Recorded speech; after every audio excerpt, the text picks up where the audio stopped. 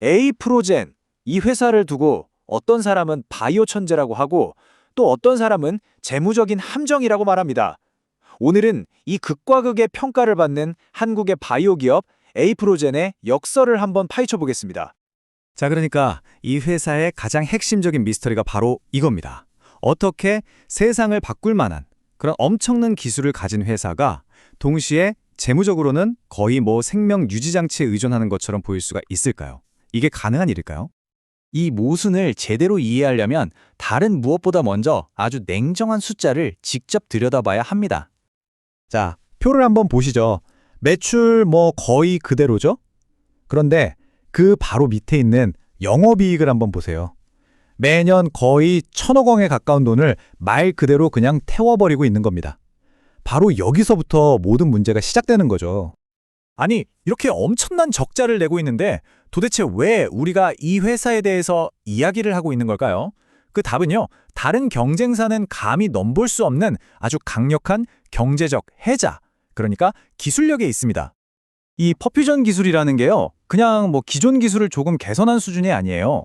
이건 비유하자면 마차를 만들다가 갑자기 자동차를 만들어낸 것과 같은 바이오 의약품 생산 방식의 판을 아예 뒤집어 버리는 그런 패러다임의 전환이라고 할 수 있습니다. 그리고 이 그림이 그 차이를 아주 명확하게 보여주죠.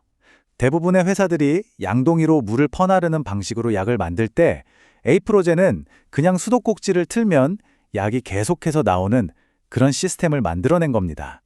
자, 여기서 핵심은 바로 이 압도적인 효율성입니다. 에이프로젠 배양기 딱 한 대가요, 기존 방식의 배양기 9대가 하는 일을 똑같이 해낸다는 거예요.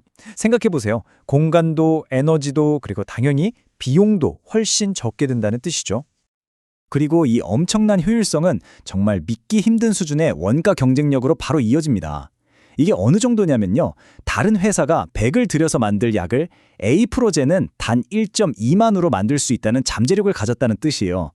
이건 말 그대로 게임 체인저라고 할 수밖에 없죠. 근데 이게 단순히 기술이 좋다 해서 끝나는 얘기가 아닙니다.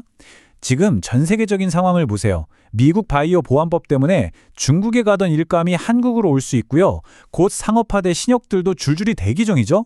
여기에 대규모 생산 계약까지 터져준다면 모든 상황이 에이프로젠에게 자, 이제 너의 시대야 라고 말해주는 것 같죠? 자, 여기까지 들으면 정말 장밋빛 미래만 펼쳐질 것 같죠? 하지만 이 눈부신 기술이라는 빛 뒤에는 아주 짙은 그림자가 드리워져 있습니다. 이 모든 잠재력을 그냥 한순간에 날려버릴 수도 있는 바로 재무적인 위험 신호들 말이죠. 시장이 이 회사를 어떻게 보고 있는지 가장 적나라하게 보여주는 지표가 바로 PBR, 주가 순자산 비율이라는 건데요.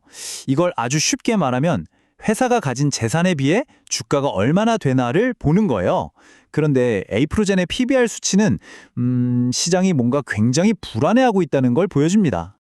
이게 무슨 뜻이냐면요, 회사가 가진 모든 자산을 다 합친 것보다도 시장에서 평가하는 가치가 16%나 더 싸다는 거예요. 이건 마치 최첨단 설비를 갖춘 공장을 가지고 있는데 시장에서는 저 공장 앞으로 돈 못 벌 거야 라고 딱지를 붙여놓은 거나 마찬가지입니다. 투자자들이 이 회사의 미래를 얼마나 불신하고 있는지 보여주는 명백한 신호죠. 그리고 이건 어제 오늘의 일이 아닙니다. 과거 이력을 보면 자본 잠식 때문에 상장 폐지 직전까지 갔었고요. 재무제표를 어떻게든 보기 좋게 만들려고 3대1 감자까지 했었죠. 계속해서 외부에서 돈을 끌어와야만 겨우 생존이 가능했고 자기 자본 이익률은 마이너스 38%에 가깝습니다. 이건 그냥 살아남기 위해 계속해서 위태로운 줄타기를 해온 만성적인 문제라고 봐야 합니다. 네, 그리고 그렇게 위태롭게 자금을 조달해온 그 결과물이 어쩌면 투자자들에게 가장 큰 공포일 수 있는 오버행 리스크를 낳았습니다. 자, 오버행이 뭐냐면요, 회사가 돈이 없으니까 계속해서 투자를 받았는데 그 방식이 전환사채 같은 것들이었어요. 이건 쉽게 말해서 지금은 돈을 빌려주지만 나중에 원하면 이 돈을 주식으로 바꿔갈 수 있는 권리를 준 빚입니다. 당장은 운영자금을 확보할 수 있지만 이게 나중에 엄청난 시한폭탄이 되는 거죠. 보세요. 최근에 발행한 150억 원짜리 채권 하나만 봐도 여기서 나올 수 있는 잠재적인 주식수가 거의 2,500만 주에 달합니다. 이게 무슨 말이냐면 어느 날 갑자기 이 물량이 시장에 폭탄처럼 쏟아져 나올 수 있다는 거예요.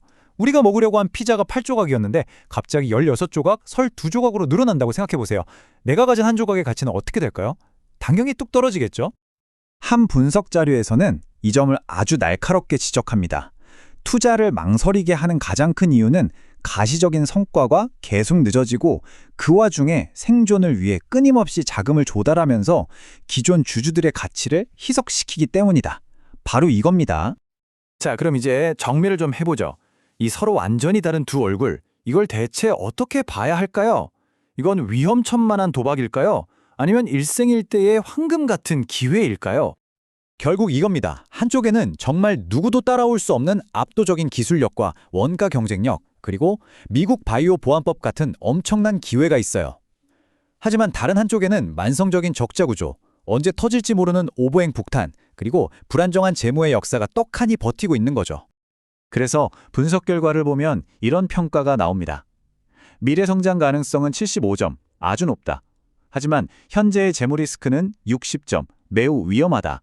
성공했을 때 얻을 수 있는 건 정말 크지만 실패할 위험 역시 만만치 않다는 거죠. 그야말로 하이 리스크, 하이 리턴의 전형적인 모습입니다. 결국 마지막 질문은 이것 하나로 귀결됩니다. 세상을 바꿀 혁신적인 기술과 차가운 재무적 현실이 정면으로 부딪혔을 때 과연 어느 쪽이 먼저 무릎을 꿇게 될까요? 이 질문은 비단 A 프로젠만의 이야기는 아닐 겁니다.